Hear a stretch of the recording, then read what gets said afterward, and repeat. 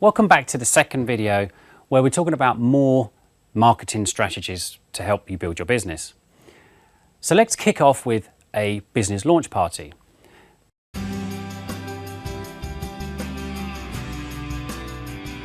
The first thing you should do as soon as you have gone through this email training program and have set yourself up is plan a business launch party.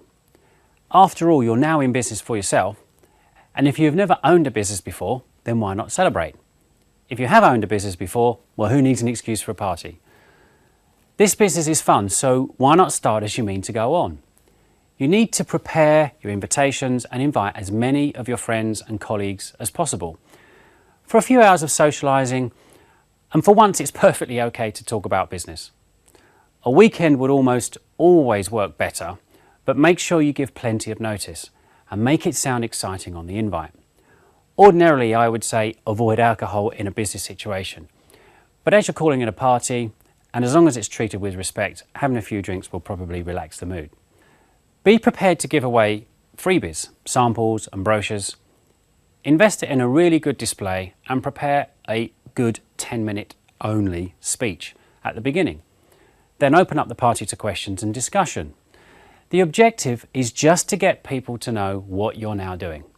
If anyone wants a full-blown presentation, you can agree to meet them later in the week, or give them your card with the URL for this training system and let them find out for themselves. Most people will be there just for the social gathering and the drinks, and that's perfectly fine, but some will be much more curious and will want to know more. It is possible to get a little negativity sometimes, but if you've gone through this course, you'll be ready for them, and you may even change a few blinkered opinions.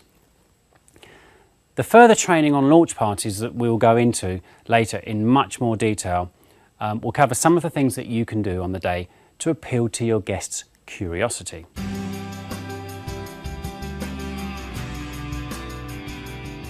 Team 55.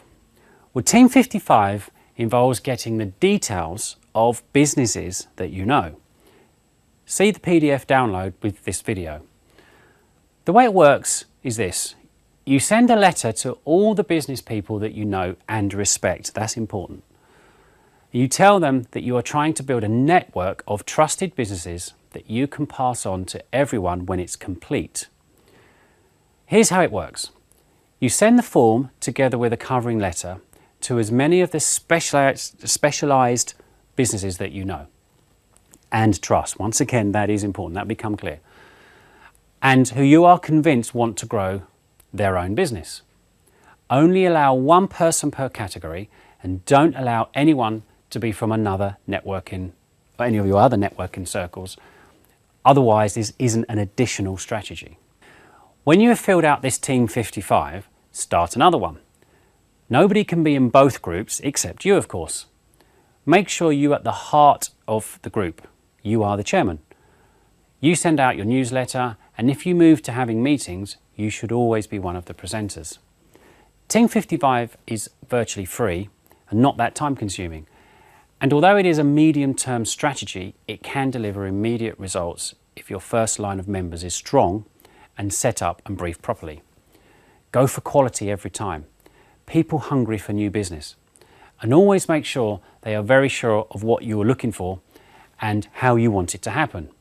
This gets business people interested in you and what you are doing.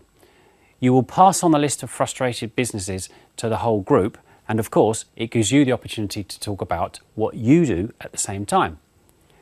Many small business owners are looking for something else, and they have the added advantage in that they are already running a business, so they are further down the understanding road to the everyday person.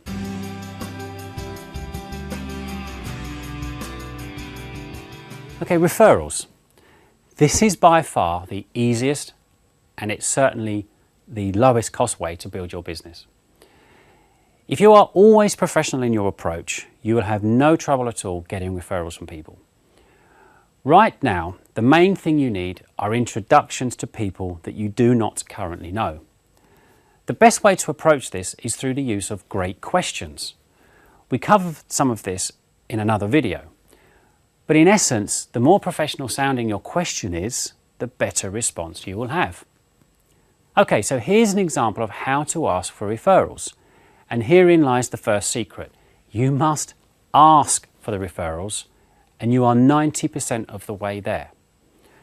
Always make sure you ask for referrals. I know I keep using the word always, and that's because I want you to make sure you are always asking the question, because that's how you're going to get the best referrals. So here's what you can say. Hello Jim, as you know, I'm building my new fragrance distribution business, and I was wondering if I could ask you for your help. I realise you're not my target market and you're not interested yourself, and I respect that.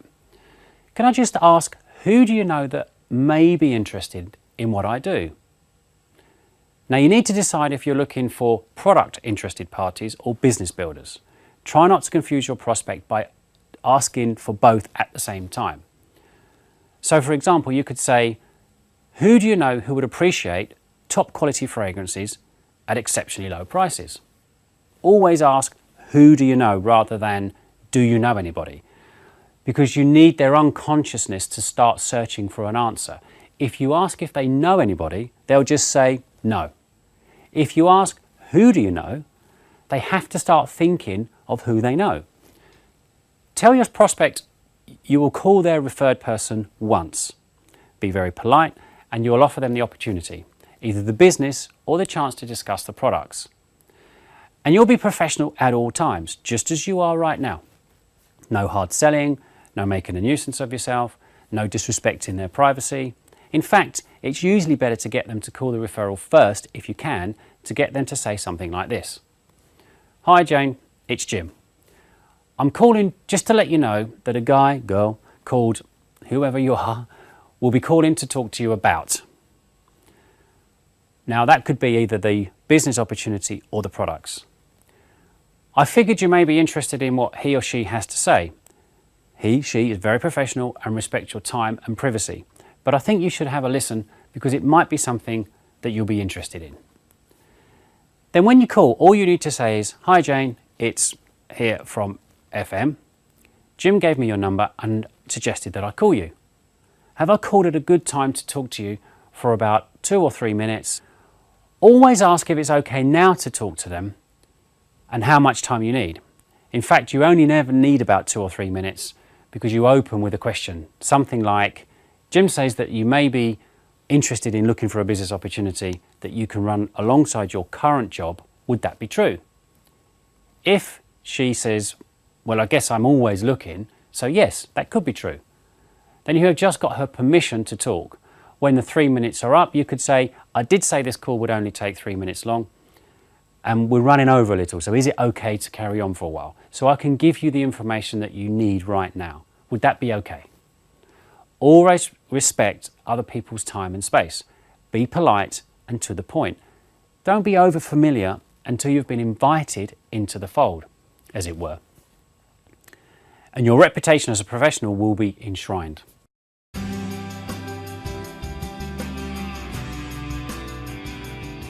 Okay, so now we're going to talk about a business card draw. This is a very simple but effective strategy, and it works really well with surveys. So I'm going to cover both of these together. Here's how it works. Find a busy sandwich shop in a busy part of town and ask them if you can run a survey with their customers. You will offer them some top quality perfume for their trouble, and it might be a bit of fun. You can write a questionnaire with 3 simple questions on it. What is the number one thing you love about your job? What is it that you hate about your job? What would you do with your time if you didn't have to work? Put up a sign that says something like, enter our competition and win a free bottle of luxury perfume. Just answer 3 simple questions. Get the staff to join in and get their customers to fill in the questionnaires while they're in the queue waiting to be served. Maybe you could offer them an incentive for getting as many questionnaires completed as they can. The survey is clearly about their job. It will get them to think, and you'll learn a lot about them, even with these 3 simple questions. Then you have to call them all back and let them know whether they've won or not, but it gives you the opportunity to discuss what they have written on those forms.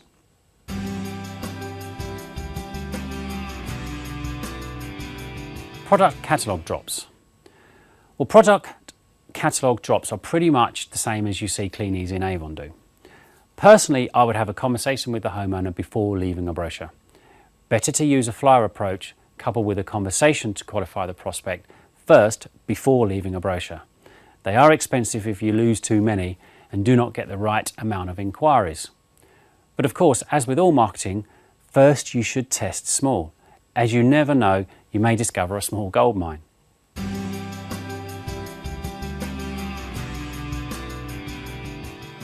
Centres of influence. Look for places where people go and where there is a high turnover of people. Hairdressers and beauticians are favourite.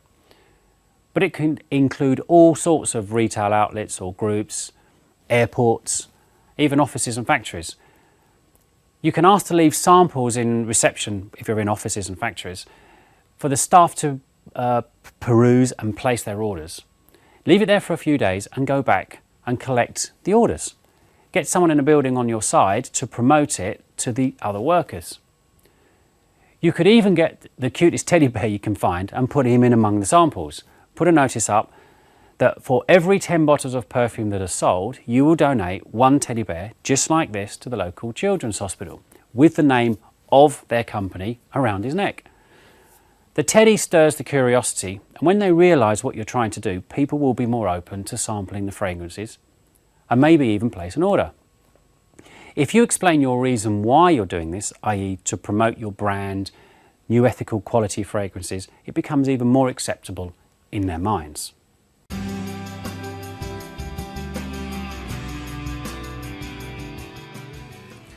Become an expert.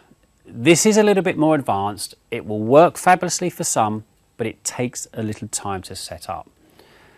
First, you need to read everything you can about fragrances and the fragrance market. This is where the time comes in. You may need to spend several weeks learning all that you can. Then you write a small book on the subject and have it typeset properly for printing.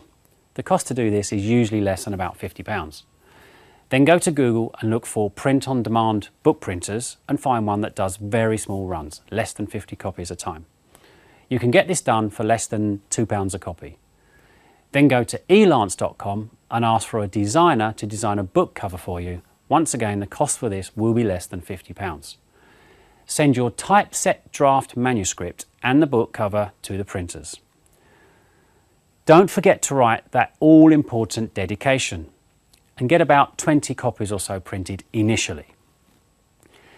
Now, whenever you talk to anyone about your business, you are an authority on the subject, and you will find it easier to get people to listen to you about the products. This strategy is great for retailing, but not good at all for team building because it's not duplicatable. But if you are the specialist type of person and you feel you need specialist knowledge, then you know what to do.